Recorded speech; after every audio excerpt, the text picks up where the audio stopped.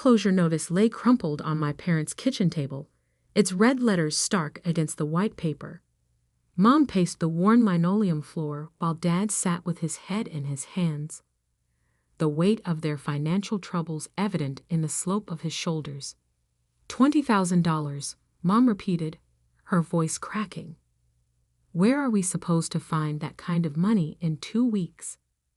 I took a deep breath, smoothing out the notice. I can help. They both turned to look at me, surprise and something else. Was it shame? Crossing their faces.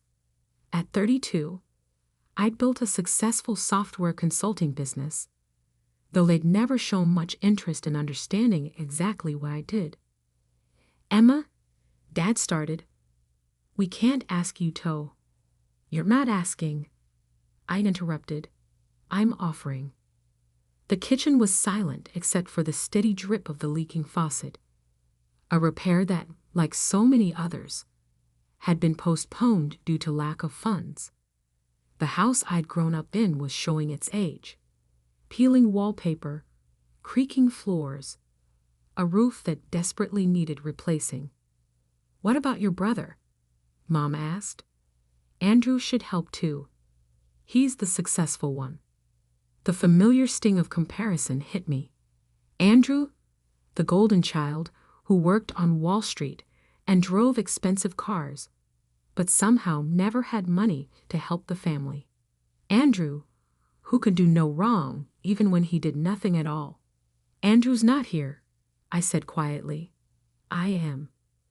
I pulled out my phone, opened my banking app, and showed them the transfer I'd already prepared.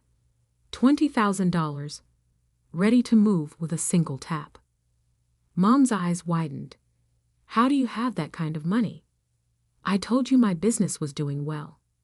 Though they'd never asked for details, never shown interest in my growing success, I can transfer it right now. Dad straightened in his chair. We'll pay you back, of course. No need, I said, tapping the transfer button. Consider it a gift. The notification chimed, confirming the transaction. $20,000, more than they'd ever believed I could earn, let alone save. Moving from my account to theirs. I don't know what to say, Mom whispered, tears in her eyes. Just promise me something, I said, standing up. Promise you'll stop comparing me to Andrew. Stop acting like I'm somehow less successful just because I chose a different path. The moment the words left my mouth, I knew I'd made a mistake. Mom's face hardened, the gratitude vanishing as quickly as it had appeared. How dare you? She snapped. After everything we've done for you, you use this to try to make us feel guilty.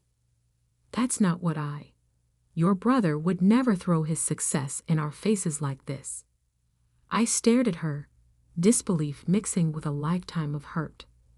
I just gave you $20,000 to save your house. And now, you're using it against us. Mom's voice rose, just like you've always been jealous of your brother's success. Margaret, Dad said weakly, but she was too far gone. Get out, she screamed, pointing at the door. Get out and never come back. We don't need your money or your judgment. I stood frozen, the reality of what was happening slowly sinking in. I'd just given them enough money to save their home, and instead of gratitude, I was getting thrown out. Mom, please. Out. She grabbed my arm, pushing me toward the door. And take your money with you. We'll find another way. The transfer's already done, I said quietly, letting her push me onto the front porch. The mortgage is due in 2 weeks. Don't let your pride cost you your home. The door slammed behind me with enough force to rattle the windows. I stood there for a moment, listening to Mom's muffled sobs and Dad's attempts to calm her down. My phone buzzed. A text from Andrew. Heard Mom and Dad are having money troubles. You should help them out since you live closer. I laughed bitterly, walking to my car. Of course he'd heard. He always heard about problems, but never actually helped solve them. Another text came through as I started the engine. BTW, can you spot me 5? Investment opportunity came up. I turned off my phone without responding and pulled away from the house I'd grown up in, the house I'd just saved, the house I'd apparently never be welcome in again. But what my parents didn't know, what no one in the family knew, was that their mortgage wasn't the only financial situation I was intimately familiar with. I'd been watching, learning, gathering information about the house, about Dad's failed business ventures, about Andrew's investment opportunities that always seemed to need family funding. And I'd been planning. Because sometimes being the forgotten child, the one no one pays attention to, means you see everything. And sometimes being underestimated is the greatest advantage of all. I drove home to my quiet apartment, opened my laptop, and began typing an email to my lawyer. Phase 1 was complete, though not quite as I'd planned. Now it was time for Phase 2, and this time, I wouldn't be the one begging to come back. 2 weeks passed. My phone remained silent. No calls from Mom, no texts from Dad, not even an acknowledgement that my money had saved their home. The only family member who kept in touch was Andrew, sending increasingly desperate requests for loans. I sat in my home office, surrounded by monitors displaying financial data, when Diana from my bank called. Ms. Walker, there's been another attempt to access your accounts. Your brother again. I smiled grimly. Let me guess. He tried to use Mom's maiden name as verification. And your childhood pet's name. Should I flag his attempts as fraudulent?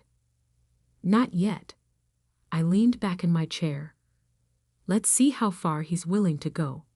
After hanging up, I pulled up the document I'd been working on.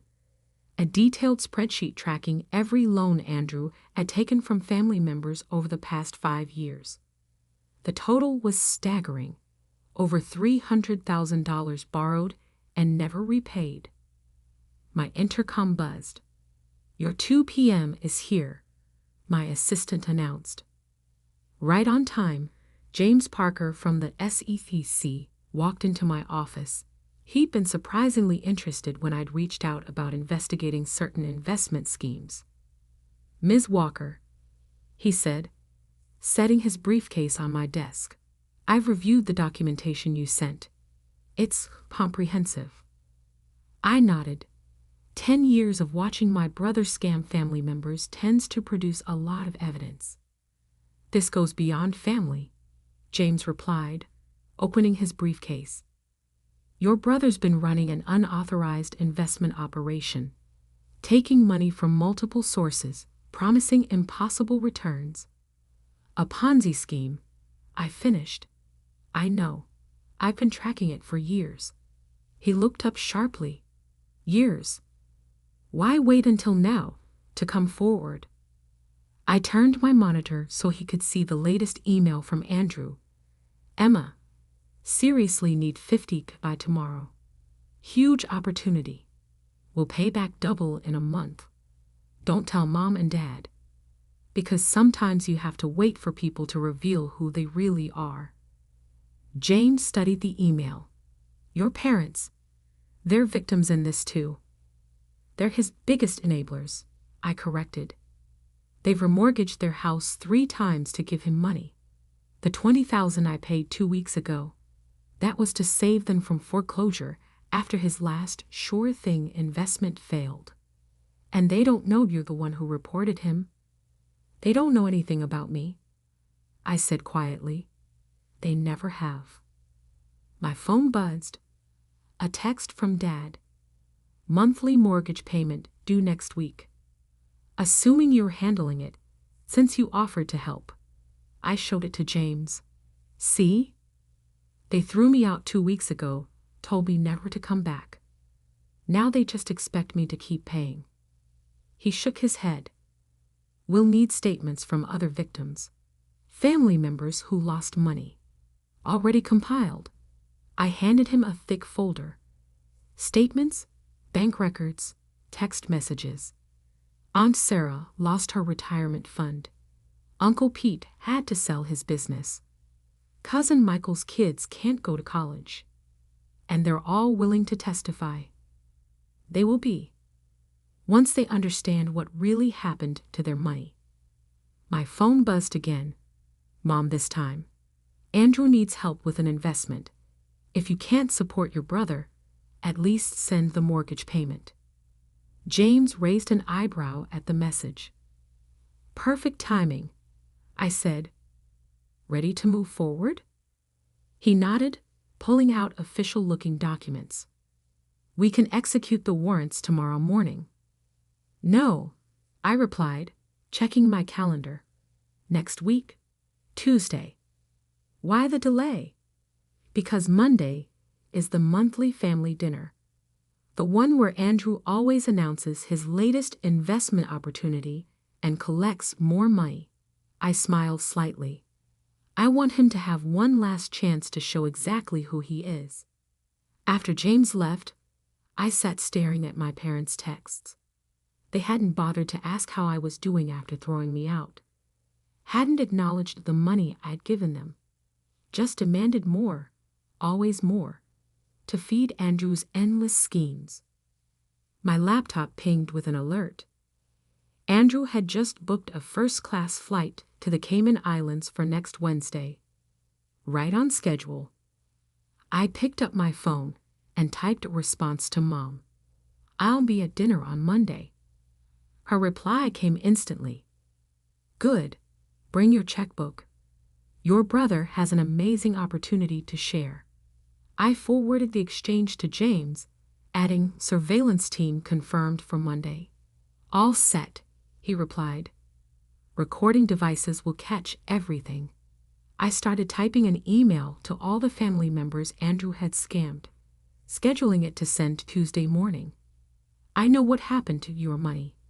Come to my office at 2 p.m. if you want the full truth. A final text came through from Andrew. Hey sis, got something big to discuss Monday. Bring that business brain of yours. And maybe a blank check? Looking forward to it, I replied. Because I really was. I'd spent years being the responsible one, the reliable one, the one they only noticed when they needed money. Years watching Andrew drain our family's resources while being praised as the successful son. Well, success comes in many forms, and sometimes it looks like finally exposing the truth. I opened my safe and removed the final piece of evidence. A recorded conversation from 5 years ago where Andrew admitted he was running a Ponzi scheme. I'd kept it all this time, waiting for the right moment. That moment was coming. Monday's family dinner would be one to remember, and Tuesday would change everything. I just hoped my parents would finally see the truth about their golden child before they lost everything trying to protect him. But even if they didn't, even if they never forgave me for what I was about to do, I knew it was the right thing. Because sometimes love means stopping people from destroying themselves, even if they hate you for it. Monday evening arrived with a sense of inevitability. I parked outside my parents' house, noting the new luxury car in the driveway, Andrew's latest purchase with other people's money. The SEC surveillance van was discreetly positioned down the street, disguised as a utility vehicle. I checked my watch. 6:45 p.m. In less than 24 hours, everything would change. Mom opened the door before I could knock. Emma, finally. She hugged me as if she hadn't thrown me out 2 weeks ago. Andrew's got such exciting news. The house smelled of pot roast. Mom's specialty, always served when Andrew had a new investment opportunity to discuss. The familiar scent now carried a bitter edge. Dad sat in his usual chair, looking tired but hopeful. Andrew held court in the living room, dressed in an expensive suit that probably cost more than our parents' monthly mortgage. "Little sister," he grinned, showing too many teeth. "Glad you could make it. Brought your checkbook." "Always prepared," I replied, patting my bag. Inside was indeed a checkbook, along with a hidden recording device synced to the SEC team. "That's my girl," Dad said proudly, as if he hadn't sat silently while Mom kicked me out. Always the responsible one. Dinner was a performance of normalcy. Mom served her pot roast, making sure Andrew got the biggest portion. Dad asked about everyone's week, though he only really listened to Andrew's answers. I pushed food around my plate, watching the scene unfold like a play I'd seen too many times. Finally, Andrew cleared his throat. "So, family, I've got something amazing to share. Here we go. I've discovered an investment opportunity that's going to change everything," he continued, eyes bright with rehearsed enthusiasm. "Guaranteed returns of 40% in 3 months." "That's wonderful, honey," Mom beamed. "Sounds impressive," I said carefully. "How does it work?"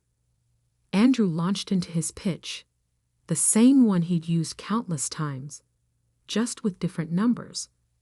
Exclusive access, limited time offer, too complex to explain fully, but too good to pass up. "I just need some capital to secure our position," he finished. "Say, 50,000?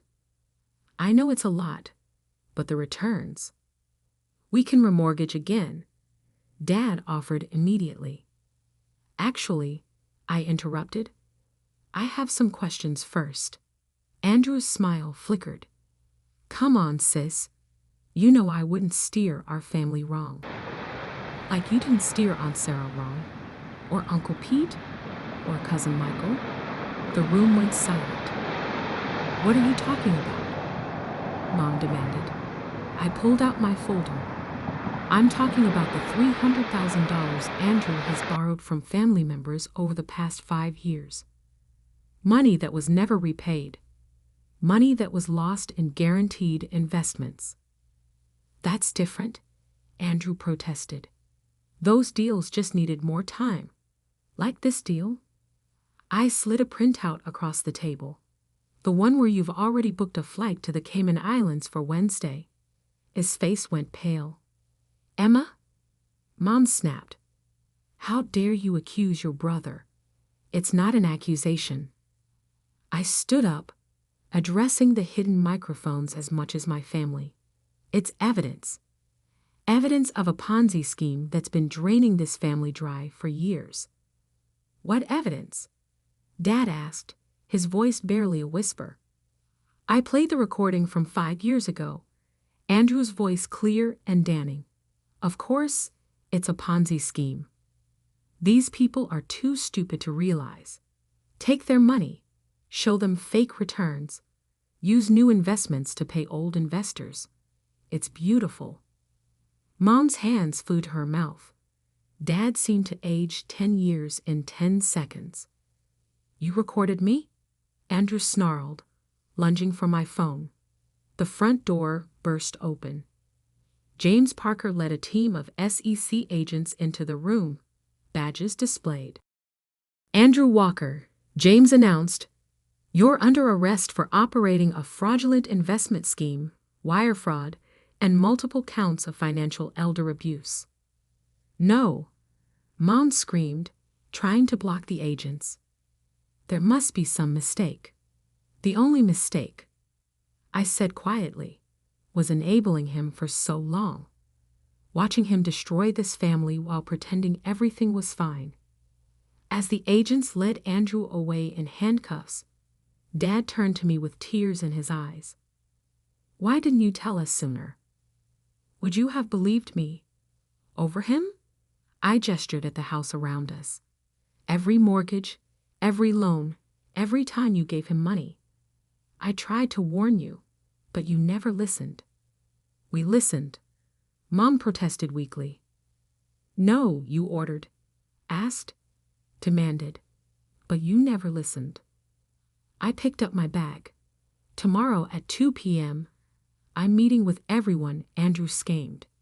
You're welcome to join us. Learn exactly what your golden child has done. Emma, please.